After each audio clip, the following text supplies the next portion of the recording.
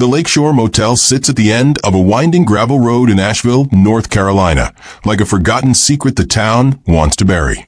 The neon sign that once promised vacancy now hangs in twisted metal fragments, its bright blue glow replaced by rust and silence.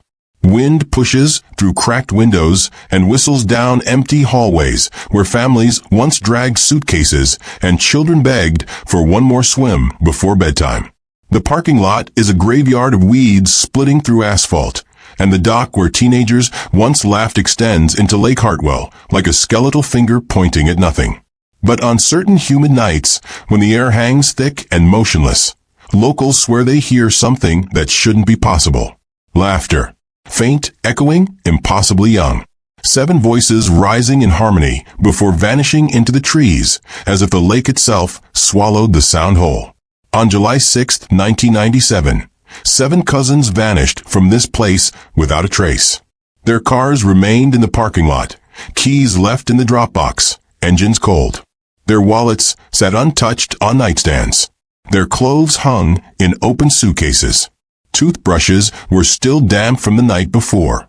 But the cousins themselves, Angela Martinez, Chen, Claire Robertson, Matthew Foster, Sophie Brennan, Josh Martinez, and Leah Foster, were never seen alive again.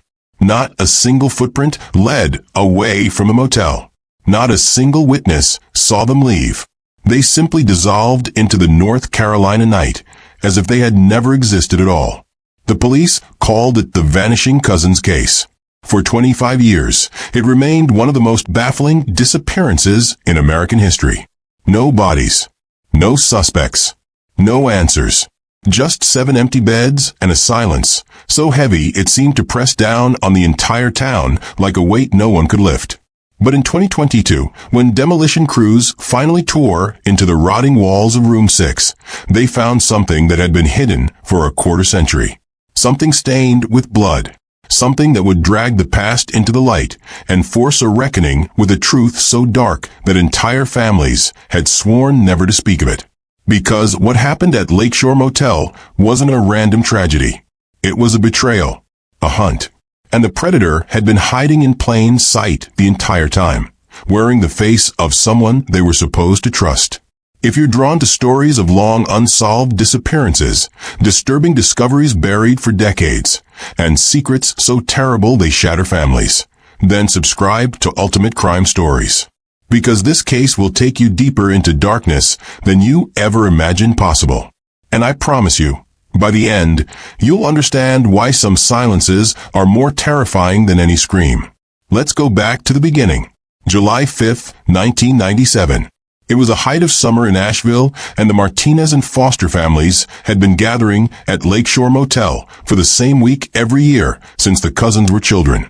It was tradition, a chance for parents and aunts and uncles to reconnect while their kids ran wild on the shores of Lake Hartwell, swimming until their fingers pruned and roasting marshmallows until the stars came out. That summer, 7 cousins made the trip. Angela Martinez was 17, the unofficial leader of the group, sharp-tongued and fearless, with a journal she carried everywhere. She had dreams of becoming a writer, filling page after page with observations about the world around her, sketches of the people she loved, and plans for a future that seemed limitless. Her handwriting was small and precise, every letter carefully formed, as if she knew someday people would read her words and want to understand who she'd been. Chen, 19, was the oldest, a college freshman studying engineering at North Carolina State University. He'd always been the quiet one, more comfortable with numbers and equations than with people. But that summer, something had changed in him. His parents noticed it, his friends noticed it, even his younger cousins noticed it. He seemed withdrawn, distracted, as if carrying a weight he couldn't share. When his mother asked if everything was okay, he'd smile and say he was fine, just tired from his first year of college. But his eyes told a different story. There was something haunted in them, something that suggested he was wrestling with thoughts too heavy for a 19-year-old to bear.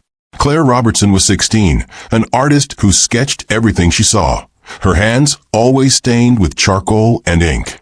She carried a battered sketchbook everywhere, filled with drawings of the lake, the mountains, the faces of people she loved. She had a particular talent for capturing emotion in just a few lines, the curve of a smile, the shadow of worry in someone's eyes. Her teachers said she had real talent, the kind that could take her to art school if she wanted. And she did want it. She talked constantly about moving to New York or San Francisco, finding a community of artists who understood her, making a name for herself in galleries and exhibitions. The world felt wide open to her that summer, full of possibility. Matthew Foster, 18, was the athlete, broad-shouldered and protective, the kind of guy who made sure everyone felt safe. He'd just graduated high school with a football scholarship to the University of North Carolina, and his future seemed set. He was the one the younger cousins ran to when they scraped their knees or got scared in the dark. He was the one who carried the heavy coolers and made sure everyone had enough sunscreen. He took his role as protector seriously, perhaps too seriously, always watching, always alert, as if danger might strike at any moment even in a place as peaceful as Lake Hartwell. Sophie Brennan, 15, was the youngest, shy and sweet, always trailing behind Angela like a shadow. She worshipped her older cousin, wanted to be just like her, carried her own journal even though she wasn't quite sure what to write in it yet. Sophie was quiet and observant, the kind of girl who noticed things others missed. The way light changed on the water at different times of day. The way people's voices shifted when they were lying. The way her Uncle Richard sometimes stared at nothing, lost in thoughts he never shared. She didn't talk much, but she saw everything. Josh Martinez was 17, Angela's younger brother, the class clown who could make anyone laugh even when they didn't want to. He had a gift for timing, knowing exactly when to crack a joke to break tension or lift spirits. His humor was never mean-spirited, never at anyone's expense. He just wanted people to be happy, to forget their troubles for a few minutes, and remember that life could be light and fun. His teachers said he used humor to avoid dealing with serious things, and maybe they were right. But that summer at the lake, his laughter felt like medicine, something pure and necessary. And Leah Foster, 16, was Matthew's sister, quiet and observant, the one who noticed things others missed. She was studying to be a marine biologist, fascinated by the creatures that lived beneath the surface of lakes and oceans.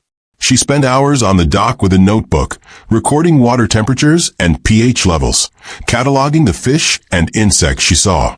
Her brother teased her about being too serious, but she didn't care. She knew what she wanted, and she was determined to get it. The underwater world felt safer to her than the one above, more predictable, more honest. They checked into Lakeshore Motel on the afternoon of July 5th. The manager, Margaret Sullivan, a woman in her early 40s with tired eyes and a smoker's rasp, remembered them hauling duffel bags and coolers out of 3 separate cars, laughing and shoving each other the way teenagers do when they think they're invincible. She gave them rooms 4, 5, and 6, all in a row on the ground floor facing the lake.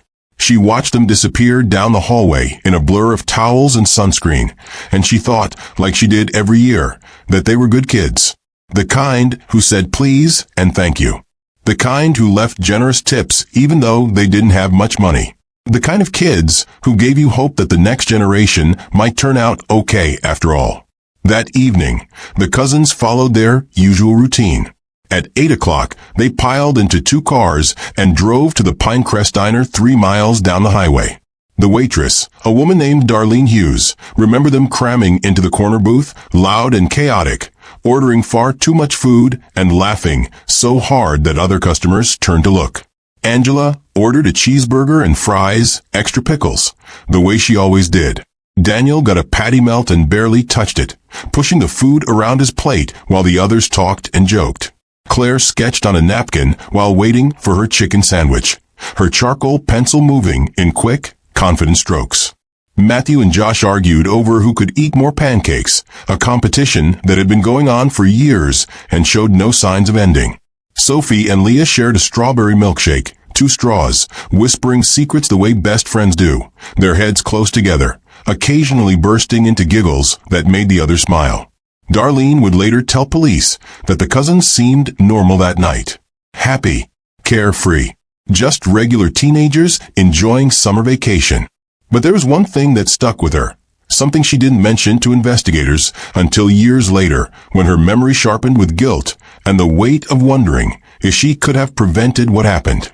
There had been a man sitting at the counter, tall and thin, wearing a faded baseball cap pulled low over his eyes, gray stubble covering his jaw like he hadn't shaved in days.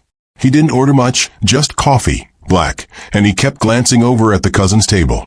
At first, Darlene thought he was annoyed by the noise. Teenagers can be loud, and the diner was small, the kind of place where sound bounced off the walls and magnified. But the more she watched him, the more unsettled she became. He wasn't looking at them with irritation. He was studying them. His gaze lingered on each face, one by one, as if he were memorizing them, taking mental photographs, cataloging details he would need later.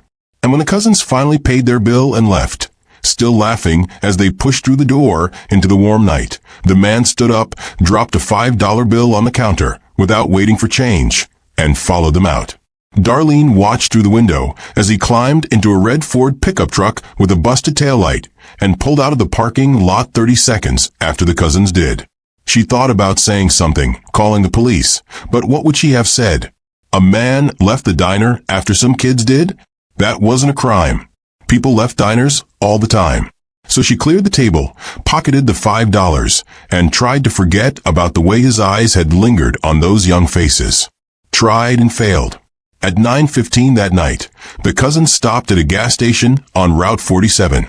The clerk, an older man named Frank Holloway, remembered them because they were rowdy but polite, piling into the convenience store and arguing playfully about who would pay for the armfuls of chips and sodas they were buying. Angela won the argument and slapped a $20 bill on the counter with a grin, her dark eyes sparkling with the kind of confidence that comes from being young and loved and certain the world will always be kind. Frank bagged their snacks and watched them leave. 7 kids who seemed to have the whole world ahead of them. But what Frank also remembered, what he mentioned to police but was never followed up on, was the red Ford idling near the gas pumps. It didn't fuel up. It just sat there, engine running, headlights off, exhaust drifting in the humid air. And when the cousins pulled away, laughing and singing along to whatever song was playing on the radio, the truck followed. Not close enough to be obvious, but close enough that Frank noticed. Close enough that it made him uneasy. By 10 o'clock, the cousins were back at Lakeshore Motel. Another guest, a man named Carl Briggs who was staying in room 2 with his wife, saw them carrying blankets and a portable radio down to the dock. He heard music and laughter drifting across the water for the next hour, the kind of sounds that made him smile because it reminded him of his own kids when they were that age. The sounds of youth and freedom and summer nights that felt like they would last forever. At 11:37, someone took a Polaroid. We know this because the camera stamped the date and time in the bottom corner of the photograph. In that image, all 7 cousins are sitting on the edge of the dock, arms around each other, smiling at the lens. The lake behind them is black as ink, and the motel's neon sign glows red in the distance, like a warning no one heeded. It's a perfect snapshot of youth and joy, the kind of photo that belongs in a scrapbook under the heading Best Summer Ever. But if you look closely, if you study the faces, you'll notice something.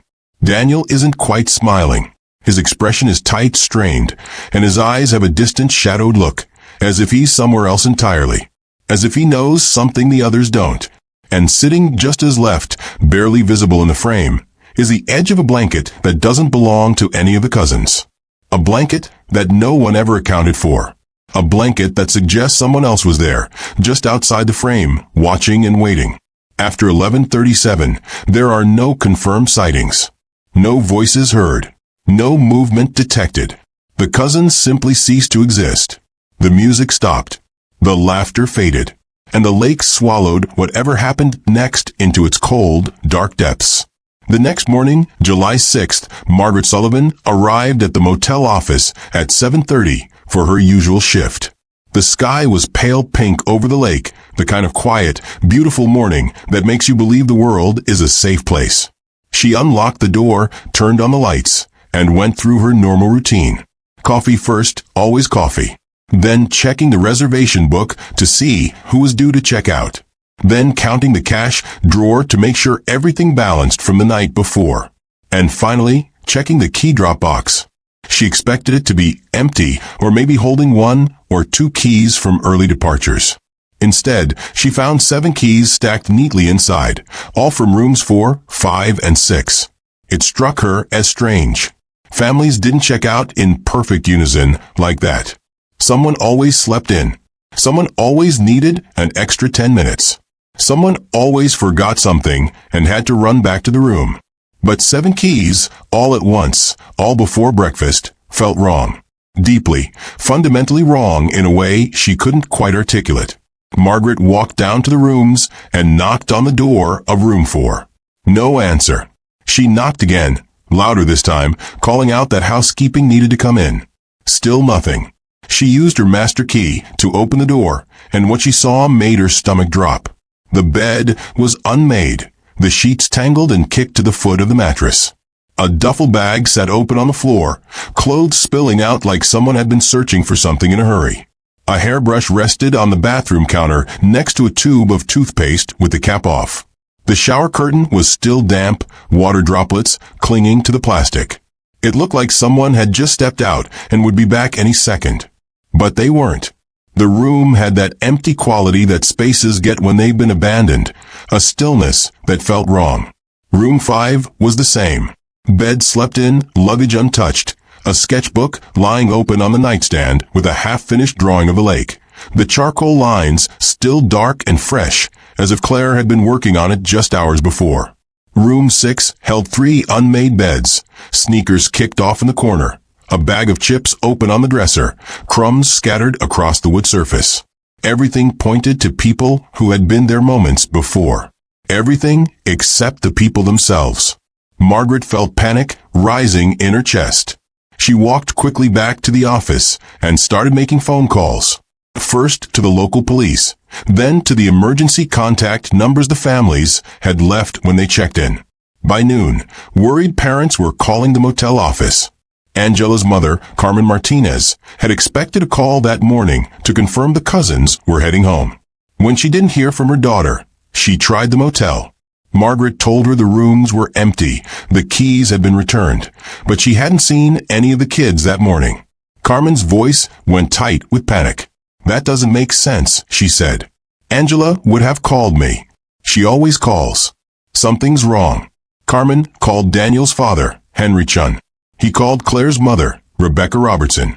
She called Matthew and Leah's parents, David and Linda Foster. They called Sophie's mother, Jennifer Brennan. And she called Josh's father, Miguel Martinez. Within an hour, the phone lines were burning up, and by 2 in the afternoon, the Asheville County Sheriff's Department had dispatched deputies to Lakeshore Motel. Sheriff Hal Brody, a man in his late 50s with a face carved by years of hard cases, arrived to find the parking lot swarming with frantic parents and confused motel staff. He walked the rooms with a growing sense of dread, the kind of feeling that settles in your gut when you know something terrible has happened, but you don't yet understand the scope of it. The cousins' cars were still parked outside, doors locked, no signs of forced entry. Wallets, IDs, and cash were accounted for. Cell phones, still relatively new in 1997, were found charging in the rooms, their batteries full, their screens blank. Nothing had been stolen. Nothing had been vandalized. It was as if 7 people had simply evaporated into thin air. Sheriff Brody had been in law enforcement for 30 years. He'd worked homicides, kidnappings, missing persons cases. He'd seen bodies pulled from rivers and bones recovered from shallow graves.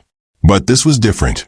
This was 7 people vanishing simultaneously with no evidence of struggle, no signs of foul play, no indication of where they'd gone or why. By nightfall, search dogs were brought in. Their handlers led them down to the dock, where they picked up the scent trail immediately. The dogs circled the end of the dock, noses to the wood, whining and pawing at the planks. And then abruptly the scent stopped, just ended, as if the cousins had walked to the edge and stepped off into nothingness. The handlers looked at each other with confusion. Dogs didn't lose scent like that unless the trail went into water or the person got into a vehicle. But there were no vehicles on the dock, And if the cousins had gone into the water, the dogs would have indicated that. Instead, they just sat down and refused to go further, a behavior that suggested the scent had been deliberately interrupted or contaminated. Divers were called in the next day to search Lake Hartwell. They spent 3 days combing the murky depths, dragging nets and sonar equipment through the cold water. They found old tires, beer cans, a rusted bicycle, the detritus of decades of human activity. But no bodies, no clothing, not even a shoe. The lake, it seemed, was keeping its secrets. The investigation expanded. Every guest who had stayed at the motel that weekend was interviewed. Carl Briggs, the man in room 2, told police about hearing laughter and music on the dock until around midnight. After that, silence. He'd assumed the kids had gone back to their rooms. A couple in room 8 said they'd seen the cousins earlier in the evening, but hadn't noticed anything unusual. A fisherman who'd launched his boat at dawn on July 6th said the dock was empty when he passed by, no signs of life, no blankets, no radio. It was as if someone had cleaned up after them, erased every trace. The families were questioned extensively. Parents provided alibis. Siblings were interviewed. Everyone cooperated fully, desperate for answers. But no one had anything useful to offer. The cousins had been happy. There were no signs of trouble at home. No one was running from anything. Angela wasn't pregnant. Daniel wasn't in debt. Claire hadn't been threatened. Matthew wasn't involved with drugs. Sophie hadn't been bullied. Josh wasn't struggling in school. Leah hadn't fought with her parents. They were just normal kids on a normal summer vacation. Except now they were gone. Weeks passed. Then months. The case grew cold. Tips came in, hundreds of them. But they all led nowhere. Someone claimed to have seen the cousins at a rest stop in Virginia. That lead evaporated when security footage showed it was a different group of teenagers. A psychic called claiming to have visions of the cousins trapped in an underwater cave. Divers searched every cave system within 50 miles. Found nothing. Another caller said they'd seen the kids getting into a van with out-of-state plates. Police tracked down the van. It belonged to a family from Ohio who'd never been to North Carolina. The story made national news. America's Most Wanted ran a segment featuring photos of all 7 cousins and a reenactment of their last known movements.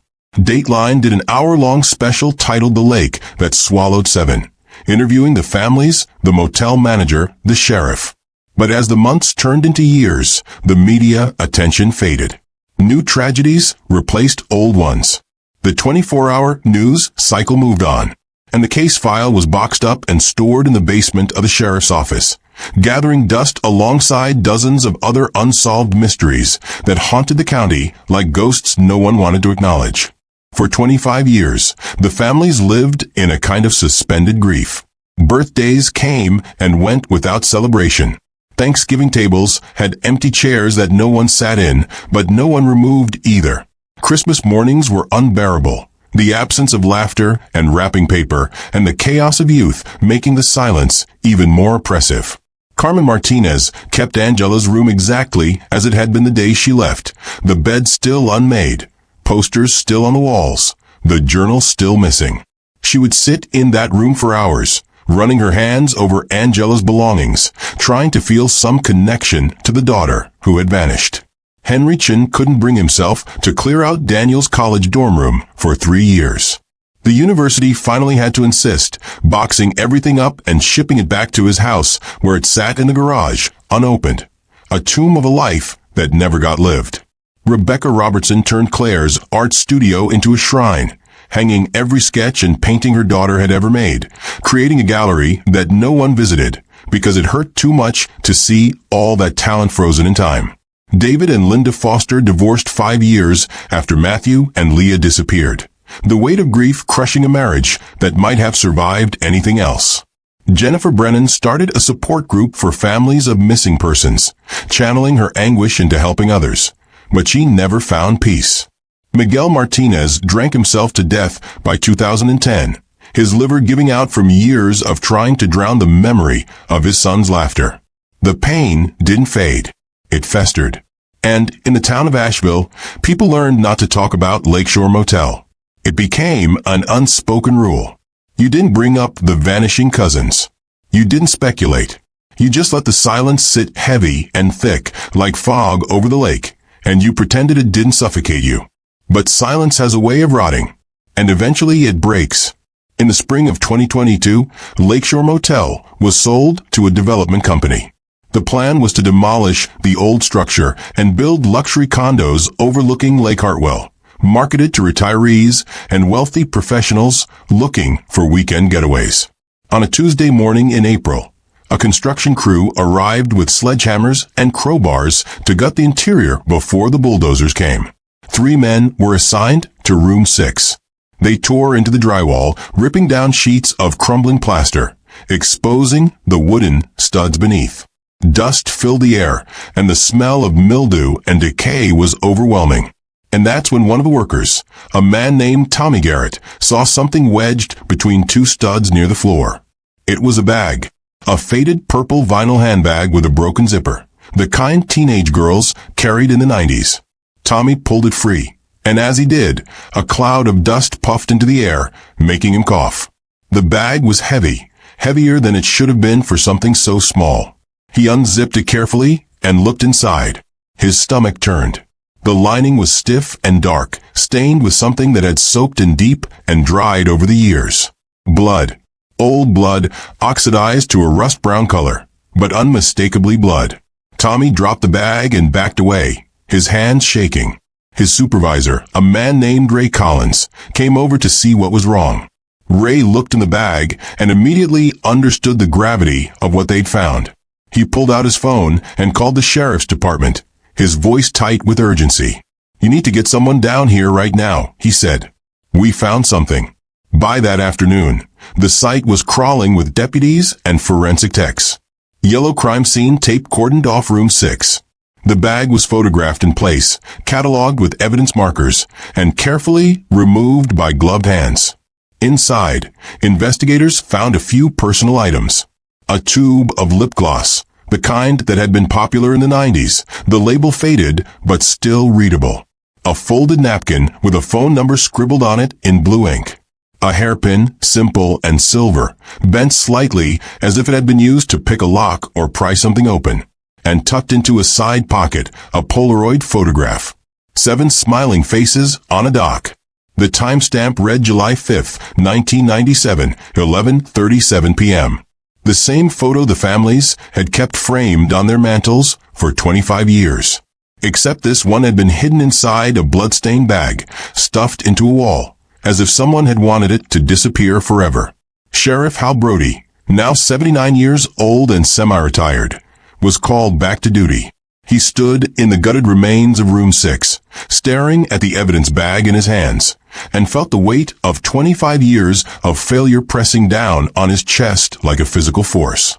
He had always known something was wrong with this case. He had always suspected there were pieces missing, questions that had never been answered, leads that had been dropped too quickly. But he'd never imagined the truth had been hidden in the walls the entire time, sitting there patiently, waiting to be found. The case was officially reopened, and Brody assigned it to Detective Sarah Monroe, a 35-year-old investigator with the Asheville County Cold Case Unit. Sarah had been 10 years old when the cousins vanished. She remembered watching the news coverage with her parents, remembered the crying mothers on television, the grainy school portraits of 7 teenagers who would never come home, the sense that something fundamentally wrong had happened in her safe little corner of the world. The case had haunted her childhood. She'd had nightmares about the lake, about being pulled under by invisible hands, about drowning while her parents stood on shore unable to help. And now, 25 years later, she was standing in the ruins of Lakeshore Motel, holding the first real evidence anyone had seen in a quarter century. Sarah was methodical and relentless, the kind of detective who didn't sleep when a case had her in its grip. She started by re-interviewing everyone who had been questioned in 1997. Most were older now, their hair gray, their faces lined, their memories filtered through the fog of 25 years. Some had moved away, scattered across the country, trying to outrun the ghosts of that summer. But many still lived in Asheville, and the case still hung over them like a curse they couldn't shake. She met Margaret Sullivan at a diner off Highway 47, the same diner where the cousins had eaten their last meal. Margaret was in her late 60s now, her hair thin and gray, her hands shaking slightly as she stirred sugar into her coffee. She told Sarah the same story she'd told Brody 25 years earlier. The keys in the drop box. The rooms that looked recently abandoned. The eerie quiet. The growing panic when she realized something was terribly wrong. But this time, Sarah pressed harder. She showed Margaret the blood-stained handbag and asked if she recognized it. Margaret's face went pale. She nodded slowly, her eyes filling with tears. That belonged to Angela Martinez, she said. I remember because she was always carrying it. Purple was her favorite color. She had it with her every day that week. Sarah leaned forward, her voice gentle but insistent. Did you ever see anyone else in room 6 that week? Anyone who wasn't one of the cousins? Margaret hesitated, her fingers tightening around her coffee cup until her knuckles went white. And for the first time in 25 years, she said something she hadn't told the police before. There was talk back then. Rumors. People said there was a man hanging around the motel that summer. Someone who didn't belong. Sarah's pulse quickened. What man? Margaret's voice dropped to almost a whisper, as if saying the words too loudly might make them more real. I don't know his name. I never saw him myself. But the gas station attendant, Frank Holloway, he mentioned it to me once. Said there was a red truck that kept showing up, parked across the road from the motel at night. Same truck, same driver. Just sitting there, watching. Engine running. Headlights off. Like he was waiting for something. Why didn't you tell the police? Sarah asked, her voice sharper now, frustration creeping in despite her best efforts to stay professional. Margaret looked away, guilt written all over her face, in every line and shadow. Because nobody wanted to believe it, she said. Families were already falling apart. If we started pointing fingers at strangers, it would have made everything worse. There would have been panic, accusations, people turning on each other. So we kept quiet. Thought maybe it was nothing. Thought maybe he'd just go away. And then, when the cousins disappeared and the police started investigating, I thought surely someone else would mention it. Surely, I wasn't the only one who'd heard. But nobody did. And as time passed, it felt too late to bring it up. Like I'd be admitting I'd kept quiet when I should have spoken. So I just carried it. All these years. Sarah left the diner with her notebook full of new leads, and a growing sense of anger at all the people who had chosen silence over truth. How many others had stayed quiet? How many had seen something, heard something, suspected something, and said nothing because it was easier than facing the uncomfortable questions? She drove to the home of Patricia and Richard Collins, aunt and uncle to 2 of the missing cousins, Angela and Daniel. Their house was a small brick ranch on the outskirts of Asheville, the kind of place that had been lived in for decades and showed every year in the sagging porch and peeling paint. Patricia answered the door, her face lined with age and sorrow, her eyes red-rimmed as if she'd been crying recently. She invited Sarah inside without a word, as if she'd been expecting this visit for 25 years. The living room was a shrine. Photographs of Angela and Daniel covered every surface. School pictures showing gap-toothed smiles and awkward haircuts. Birthday parties frozen in time. The Polaroid from the dock, framed and hung above the mantel like a religious icon, a reminder of the last moment of happiness before everything shattered. Patricia sat on the sofa and folded her hands in her lap, her fingers twisting together nervously. Richard, her husband, came in from the kitchen, leaning heavily on a cane. He was in his mid-70s now, his eyes clouded with cataracts, but his gaze was still sharp, still searching, still looking for answers that had eluded him for a quarter century. Sarah didn't waste time. She laid the lab report on the coffee table between them, the pages crisp and official-looking. The blood on the handbag had been tested using modern DNA technology, methods that hadn't existed in 1997, and the results had come back. It matched Angela Martinez. But there was something else. A second DNA profile had been found on the bag's handles, left there by whoever had touched it last. A profile that matched the Collins family bloodline, but didn't belong to Angela or Daniel. It belonged to someone else. Someone closely related. Someone who should have been part of the investigation, but whose name had never appeared in a single report. Patricia's hand flew to her mouth. Richard's knuckles went white on his cane. The silence in the room was deafening. Who else was at the motel that night? Sarah asked quietly. The silence stretched unbearably long, filled only with the ticking of a grandfather clock in the corner and the distant sound of traffic on the highway. Finally, Richard spoke, his voice trembling with shame and grief. My brother's son, Caleb. Sarah's pen froze over her notebook. Caleb Collins? Why was his name never mentioned in the original investigation? Richard's face crumpled like paper being crushed. Because we were ashamed, he said. Caleb was troubled. He'd been in and out of foster care as a kid, bounced between family members because his mother couldn't take care of him and his father was in prison. That summer, he was staying with us, drifting like he always did. Never could settle anywhere for long. He wasn't part of the reunion officially, but he showed up anyway. Hung around the edges, watching the other kids like he wanted to belong, but didn't know how. Patricia's voice was barely a whisper. We didn't think he was involved. When the cousins disappeared, Caleb was gone too. Left 2 weeks later. We thought maybe he'd just moved on, like he always did. Maybe found work somewhere else.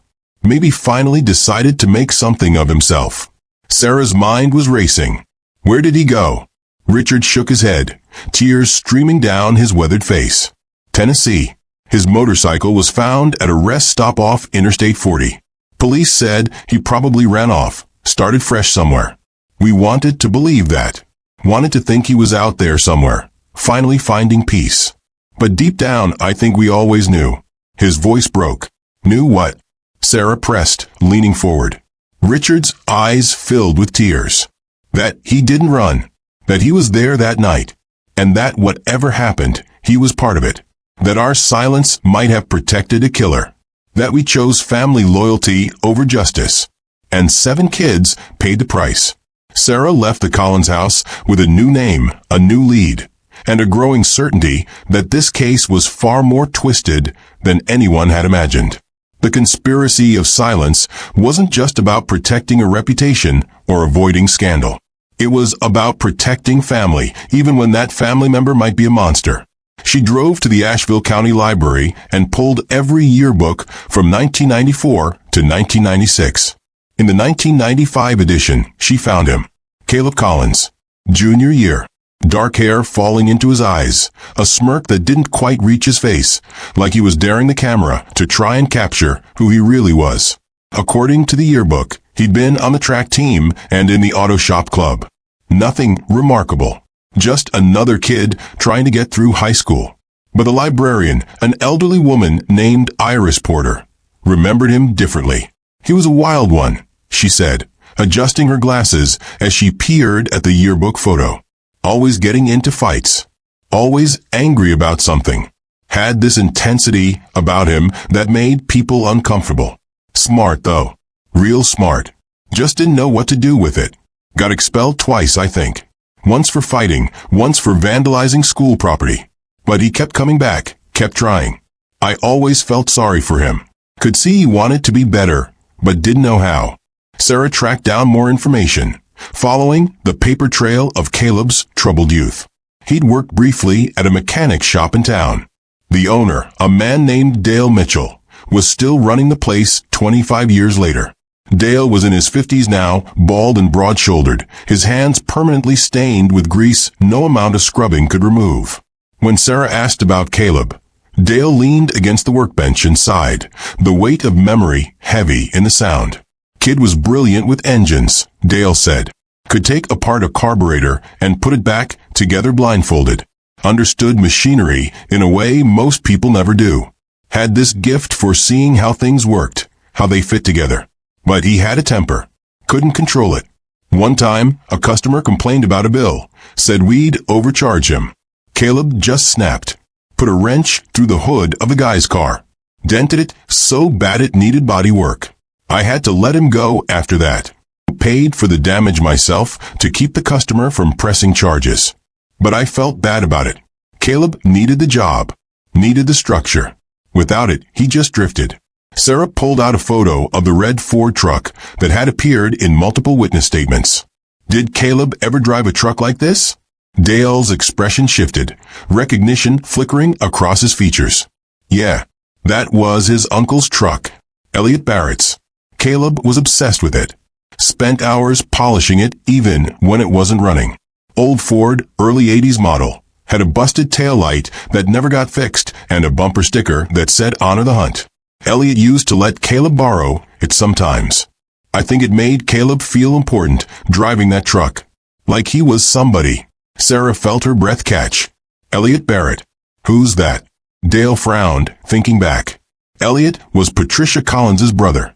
Bit of a drifter himself. Trouble guy. Had some kind of mental health issues, I think. In and out of treatment. Caleb looked up to him, though. Followed him around like a puppy. I always thought that was a bad influence, but what could I say? They were family. Why are you asking about this? Sarah didn't answer. She was already out the door, her mind spinning with connections. Elliot Barrett. The red Ford. The man in the cap. It was all connected. But the picture was still incomplete, pieces missing that would make sense of the horror.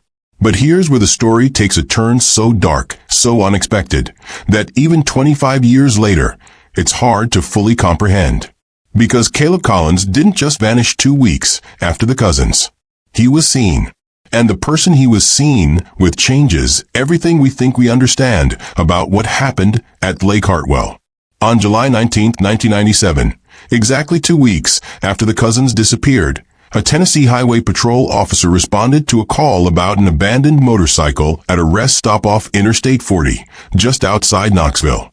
The bike was a Honda, old and beat up, with North Carolina plates covered in road dust. The officer ran the registration and found it belonged to Caleb Collins. The helmet was sitting on the seat, carefully placed as if whoever left it wanted it to be found. The keys were still in the ignition. It looked like someone had just parked it and walked away, planning to come back, but never did. But there was something else. Something that had been noted in the police report, but never followed up on, because Caleb wasn't officially connected to any crime at that point. 2 truck drivers who had been at the rest stop that night filed a report with the attendant, and the attendant had passed it along to the highway patrol. They said they'd seen a young man matching Caleb's description sitting on the curb next to the motorcycle around 11 p.m., smoking a cigarette, looking like he'd lost everything. One of the truckers, a man named Harold Dean, would later say the kid looked defeated, like he'd been running from something and finally realized he couldn't run anymore. Then, around midnight, another man had pulled up in a red Ford truck. Older guy, thin, wearing a baseball cap, pulled low. The 2 men had talked briefly, their voices too low for the truckers to hear, and then the younger one had stood up and followed the older man into the woods behind the rest stop. The truckers thought it was strange, but they didn't intervene. They figured it was a family matter, maybe a father picking up a wayward son. And then they drove away, continuing their routes, thinking nothing more of it. That was the last confirmed sighting of Caleb Collins. Sarah tracked down Harold Dean, now retired and living in a trailer outside Nashville. Harold was in his 70s, his memory hazy in places, worn thin by age and the thousands of miles he'd driven over his long career. But when Sarah showed him the Polaroid of the 7 cousins and a yearbook photo of Caleb, his eyes widened with recognition. "That's him," he said, tapping the yearbook picture with a gnarled finger. "That's the kid I saw at the rest stop.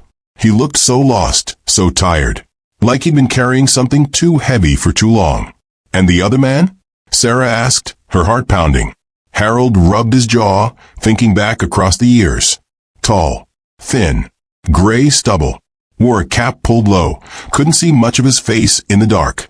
But I remember thinking he looked like he hadn't slept in days. Had this intensity about him. This focus. And the truck? Red Ford, busted tail light. Same one you're asking about, I'd bet. I remember because when they walked into the woods, I could see the truck in my mirrors, and that tail light was dark on one side. Made me think the guy should get it fixed before he got pulled over. Did the young man look scared? Sarah pressed, needing to understand the dynamics of what had happened. Harold shook his head slowly. No. And that's what stuck with me all these years. He didn't look scared. He looked relieved. Like whoever that man was, he was there to save him, not hurt him. Like he'd been waiting for him. But I guess I was wrong about that. I guess a lot of us were wrong about a lot of things. Sarah drove back to Asheville with a knot in her stomach that tightened with every mile. Caleb had walked into those woods willingly. He'd followed Elliot Barrett, the uncle he idolized, into the darkness without hesitation. And he'd never come out. But the question that haunted Sarah, the question that kept her awake at night staring at the ceiling, was this. Had Caleb been a victim, lured to his death by a manipulative predator? Or had he been an accomplice, someone who'd helped commit murder and then been silenced to eliminate the only witness? The answer would determine not just how she understood the case, but how she understood evil itself. She returned to the Collins house and confronted Patricia and Richard with everything she'd learned. The red Ford, Elliot Barrett, Caleb's connection to him, the sightings at the diner, the gas station, the rest stop in Tennessee, the pattern of stalking and surveillance. Patricia wept openly, her body shaking with sobs that seemed to come from somewhere deep and primal. Richard sat in silence, his face a mask of guilt and shame, his hands gripping his cane so tightly his knuckles had gone white. Finally, Sarah slammed her hand on the table, the sound sharp and startling in the quiet room. Why didn't you tell the police about Elliot 25 years ago? Why did you let this case go cold when you knew there was someone else involved? Why did you choose silence over justice? Richard's voice was barely audible, thick with tears and regret. Because he was family, he said.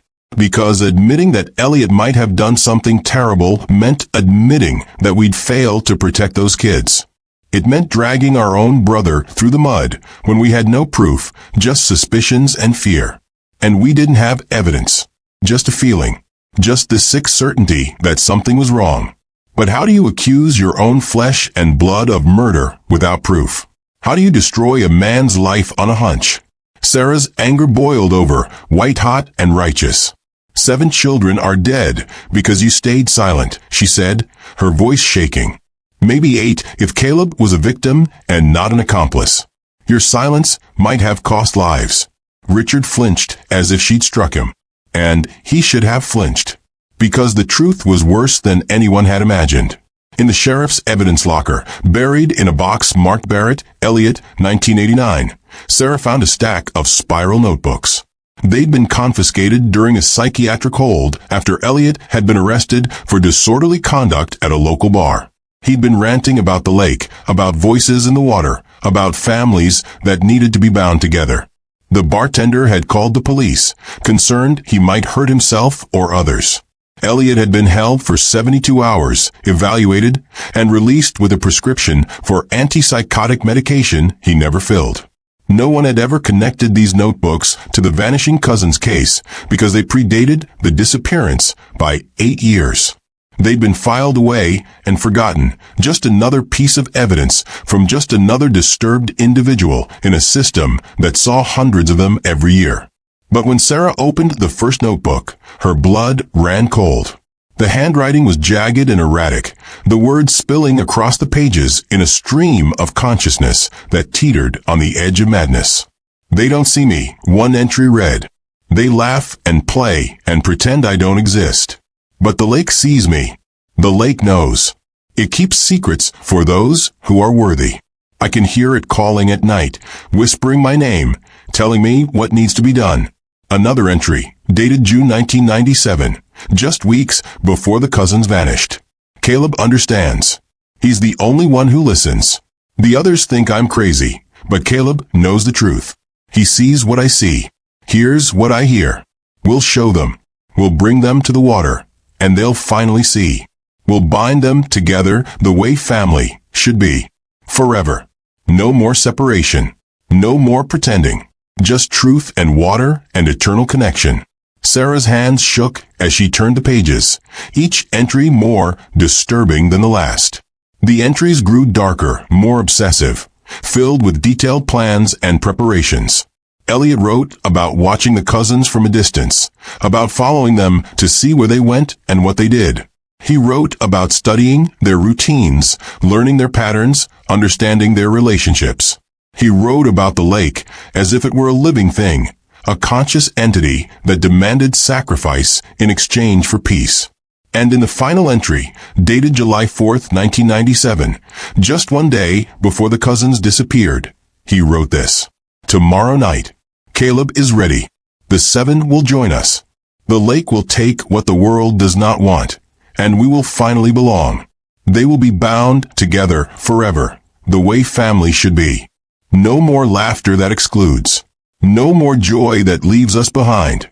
Just silence and water and togetherness. The lake has promised me this, and the lake does not lie." Sarah took the notebooks to a forensic psychiatrist, a woman named Dr. Karen Hughes, who had consulted on dozens of violent crimes over her 30-year career. Dr. Hughes read the entries with a grim expression that grew darker with each page. "This is a textbook case of delusional disorder with paranoid features," she said when she'd finished. He believed the lake was communicating with him, that it wanted him to bring the cousins to the water. In his mind, he wasn't committing murder. He was fulfilling a sacred duty, binding his family together in the only way that made sense to his fractured psyche. Could he have convinced Caleb to help him? Sarah asked, though she already suspected she knew the answer. Dr. Hughes nodded. Absolutely. Caleb was young, troubled, desperate for belonging and acceptance.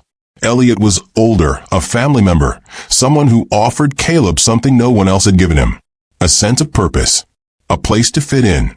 Someone who said, yes, you matter, you're important, you're essential to this great work we're going to do together. It's not uncommon for someone like Elliot to recruit a follower, especially someone vulnerable and isolated. And once Caleb was in, once he'd committed to the plan, there was no turning back. The psychology of complicity is powerful. Once you've crossed that line, you're trapped by your own actions. Sarah returned to Lake Hartwell as the sun set, casting long shadows across the water that looked like reaching hands. She stood on the broken dock where the Polaroid had been taken 25 years earlier and tried to imagine what had happened that night. The reconstruction played in her mind like a film. She pictured the 7 cousins laughing, passing around sodas, singing along to the radio, completely unaware that they were being watched from the darkness. She pictured Elliot and Caleb waiting in the shadows, patient and methodical, watching the joy they could never be part of. And she pictured the moment when everything changed. When Elliot stepped out of the darkness. When recognition turned to confusion, turned to fear. When laughter died in their throats. When trust turned to terror. When the lake, cold and black and indifferent, swallowed them whole while they screamed for help that never came. The next day, Sarah convinced Sheriff Brody to authorize a dive team, the most advanced in the region, with equipment that hadn't existed 25 years earlier. If her theory was correct, if Elliot had drowned the cousins in the lake, then their bodies were still down there, waiting to be found. The divers went into the water at dawn, the surface calm and mirror-like, reflecting the pale morning sky. The lake was murky and deep, visibility nearly zero below 20 feet. They used sonar equipment to map the bottom, searching for anything that didn't belong, anything that suggested human remains. Hours passed. The sun climbed higher, burning off the morning mist. And the families gathered on the shore, holding hands, praying for closure they weren't sure they wanted. Because knowing was almost worse than not knowing. Not knowing left room for hope, however small. Knowing meant accepting that their children had died in terror and pain. And then, just after noon, one of the divers surfaced. He pulled his mask off, his face pale beneath his tan. "We found something," he said. The recovery took 3 days. Piece by piece, the divers brought up what remained, handling each fragment with the reverence it deserved. Rusted chains that had been used to weight the bodies down. Bones tangled in silt and weeds, picked clean by fish and time. The skeletons of 7 young people who had been bound together and dragged to the bottom of the lake, left to rot in the cold darkness while the world above moved on. The medical examiner confirmed the identities through dental records, each match another dagger in the hearts of families who had waited 25 years for this moment. Angela Martinez, Daniel Chen, Claire Robertson, Matthew Foster, Sophie Brennan, Josh Martinez, Leah Foster. All 7 accounted for. But there was an 8th skeleton, smaller, with healed fractures in the left arm and ribs that matched medical records for Caleb Collins. He hadn't escaped. He hadn't run away to Tennessee and started a new life under a new identity. Elliot Barrett had killed him too, drowned him alongside the cousins he'd helped lure to the water. Because in the end, Caleb had been just as disposable as the rest. Just another sacrifice to a lake that didn't care about loyalty or family or promises. Just another body to weight down and forget. Sarah stood on the shore as the last body bag was loaded into the coroner's van, her throat raw from holding back tears, her eyes burning with exhaustion. Sheriff Brody stood beside her, smoking a cigarette with shaking hands, looking every one of his 79 years. So Elliot killed them all, Brody said quietly. Even his own nephew. Even the one person who'd believed in him. Sarah nodded, unable to speak past the lump in her throat. And then he vanished like a ghost. Elliot Barrett's body was never found. His truck was discovered 3 months after the disappearance, abandoned in a wooded area outside Knoxville, the keys still in the ignition, the Honor the Hunt bumper sticker peeling off in the rain. Inside the truck, investigators found a tarp stained with what was later confirmed to be human blood. They found a coil, a rope. They found weights like the ones used to sink the bodies. But Elliot himself had disappeared as completely as the cousins had, leaving nothing but questions and evidence of his crimes.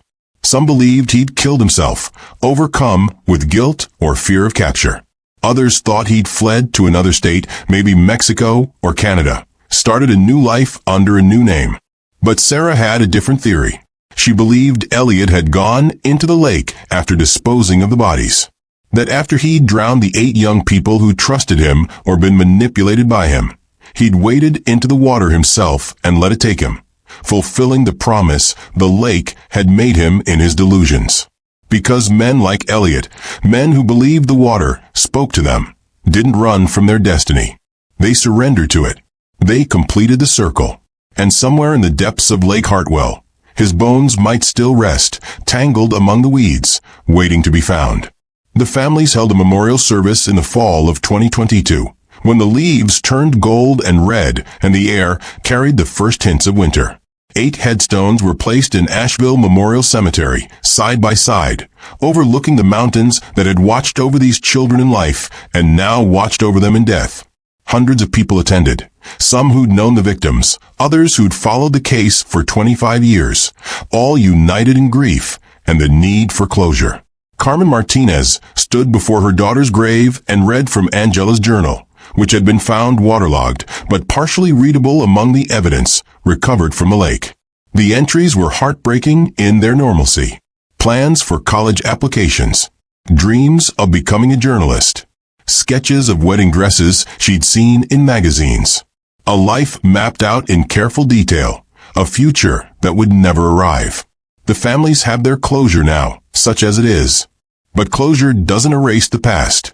It doesn't bring back the dead or undo 25 years of grief. It just draws a line under the horror and says this is where it ends. Except it doesn't really end. Because every summer, tourists still come to Lake Hartwell, unaware of the horror beneath.